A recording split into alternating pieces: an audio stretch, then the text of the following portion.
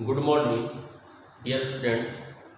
आज के online classes video में अध्ययन करेंगे अपन में बीएससी पार्ट द्वितीय का सेकंड पेपर में वृषण की संरचना, हार्मोन और उनके कार्य।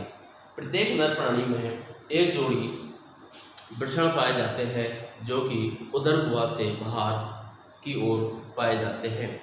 ये वृषण उदर गुहा से बाहर होने के कारण इनका टेम्परेचर तापमान 2 से 3 डिग्री कम होता है, जो कि शुक्राणु निर्माण के लिए अति आवश्यक होती है। जबकि कुछ प्राणियों में वृषण उदर गुहा के अंदर ही स्थित होते हैं, क्योंकि उनमें एक वसा की लेयर पाई जाती है जिससे उनका तापमान कम होता है, जैसे एलिफेंट, बैट, इनमें सभी में वृषण उदर गुहा के अंदर ही रहते हैं, जबकि और प्राणियों में वृषण उदर गुहा के बाहर पाए जाते हैं। देखते हैं वृषण की उत्पत्ति। Origin of testis. Origin of testis.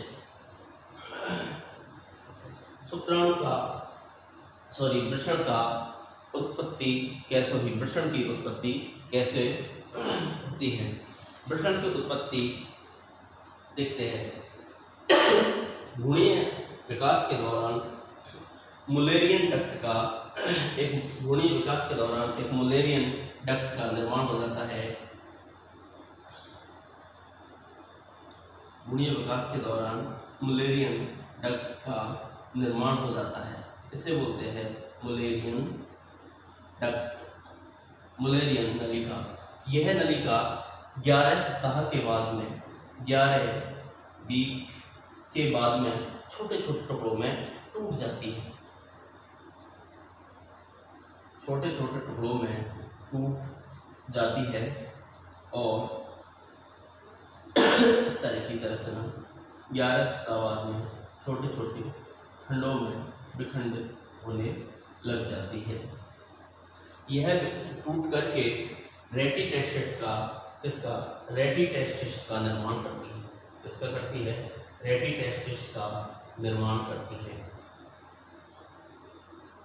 छोटे छोटे टुकड़ों में टूट गई और ये किसका निर्माण करती है? रेटिटेस्टिस का निर्माण करती है। रेटिटेस्टिस के द्वारा टेस्टोस्टेरोन हार्मोन स्रावित किया जाता है। टेस्टोस्टेरोन हार्मोन स्रावित किया जाता है। यह टेस्टोस्टेरोन हार्मोन प्राणियों में किसका निर्माण करता है? वृषण का निर्माण करता है। इस प्रकार से सर्वप्रथम वृषण की उत्पत्ति हुई थी। मुलेरियन डक्ट, भ्रूणीय परिवर्तन के दौरान मुलेरियन डक्ट का निर्माण होता है और यह मुलेरियन डक्ट 11 सप्ताह के बाद में छोटे छोटे टुकड़ों में विखंडित होकर के रेटिटेस्टिस का निर्माण करती है। यह रेटिटेस्टिस टेस्टोस्टेरोन हार्मोन स्रावित करती है। टेस्टोस्टेरोन हार्मोन इसके द्वारा वृषण का निर्माण करता है। अब वृषण का संरचना को देखते हैं। तो वृषण की संरचना के बारे में अध्ययन करते हैं। तो वृषण की संरचना का अध्ययन करते हैं। इसका क्रॉस सेक्शन काटा जाता है तो इसमें सबसे बाहर की ओर एक टेस्टिकुलर कैप्सूल का दोहरा आवरण पाया जाता है, जिसमें सबसे बाहर की ओर दोहरा आवरण पाया जाता है प्रोटेक्चुलर। इसमें सबसे बाहर की ओर ट्यूनिका वेजिनेलिस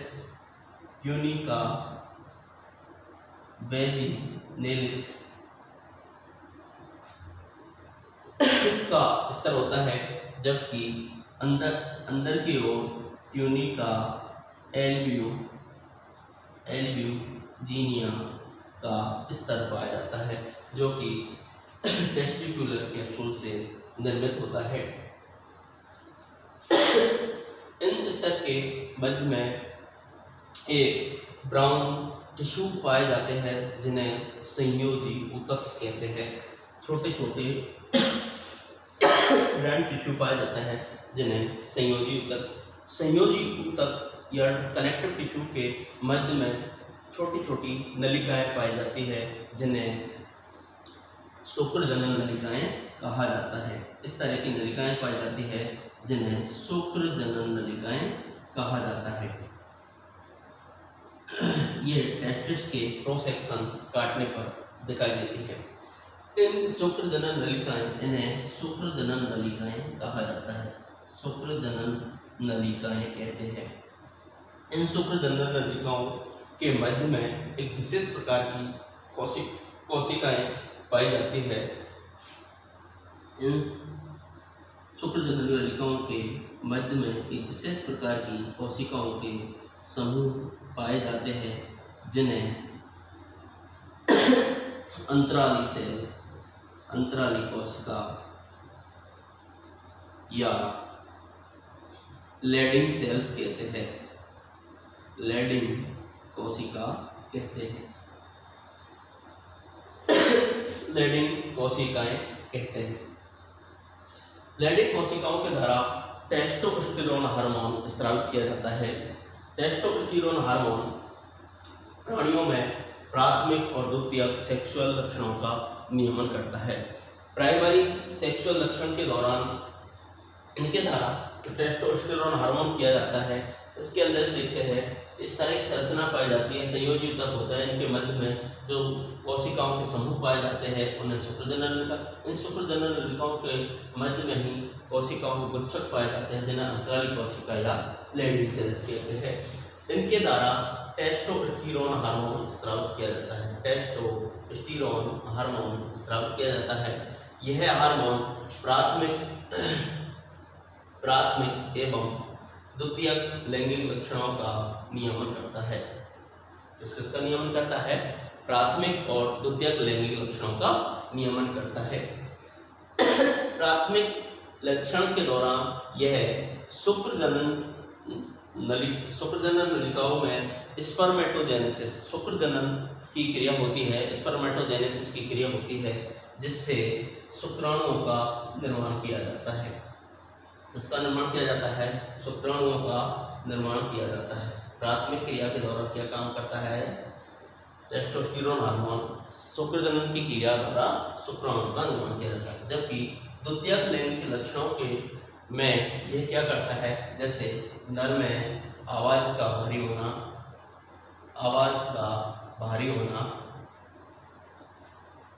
दूसरा कार्य क्या करेगा? नर में दाढ़ी मूंछ का आना। इन दोनों कार्यों को कौन करता है? Testosterone hormone. शुक्रजनन नलिकाओं के मध्य में कुछ सेल्स, छोटी छोटी कोशिकाएं पाई जाती है जिन्हें सर्टोली कोशिकाएं कहा जाता है। सर्टोली कोशिकाएं यह शुक्राणुओं को पोषण का कार्य करती है, पोषण देने का कार्य करती है। ये कोशिकाएं शुक्राणुओं को पोषण देने का कार्य करती है। इस प्रकार से एक वृषण है, वृषण कहाँ होता है, कहाँ पाया जाता है, इसकी उत्पत्ति कैसे होती है? मुलेरियन डक्ट के द्वारा होती है। इसका क्रॉस सेक्शन काटा जाता है तो इसका क्रॉस सेक्शन दो स्तरों से बना होता है जिनमें ट्यूनिका जेनिलिस जो बाहरी स्तर होता है, ट्यूनिका एल्यूजिनिया जो कि आंतरिक स्तर होता है। इनके मध्य में ब्राउन टिश्यू पाया जाता है जिन्हें संयोजी ऊतक कहते हैं, इन ऊतकों के मध्य में एक नलिकानुमा संरचना पाई जाती है जिन्हें शुक्रजनन नलिका कहते हैं। शुक्रजनन नलिकाओं के अंदर शुक्रजनन की क्रिया होती है जिससे शुक्राणु का निर्माण होता है।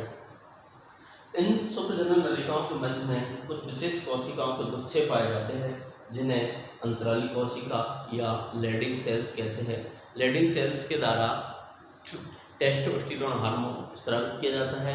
यह टेस्टोस्टेरोन हार्मोन प्राणियों में प्राथमिक और द्वितीयक लैंगिक लक्षणों का नियमन करने का कार्य करता है। प्राथमिक लैंगिक लक्षण के दौरान यह शुक्रजनन नलिका में शुक्रजनन की क्रिया द्वारा शुक्राणुओं का निर्माण करता है जबकि द्वितीयक लैंगिक लक्षणों या गौण लक्षणों के दौरान यह निम्न कार्य करता है, जैसे नर में भारी आवाज का होना, नर में दाढ़ी मूंछ का आना। इस प्रकार से लैटेंट सेल्स के द्वारा जो हार्मोन स्रावित किया जाता है ये कार्य किया। इसी में कुछ कोशिकाएं पाई जाती है छोटी छोटी, जिन्हें सर्टोली सेल्स कहा जाता है। यह शुक्राणुओं को भोजन देने का कार्य करती है। अपर्षण के द्वारा जो कार्य किया जाता है, शुक्रजनक युक्त नरयुग्मक या शुक्राणु का निर्माण किया जाता है। प्रसरण के दौरान एंड्रोजन्स टेस्टोस्टेरोन हार्मोन स्रावित किए जाते हैं। टेस्टोस्टेरोन हार्मोन के साथ हो गया एंड्रोजन हार्मोन भी स्रावित किया जाता है। नर हार्मोनों का प्रमुख हार्मोन टेस्टोस्टेरोन या एंड्रोस्टेरोन होता है।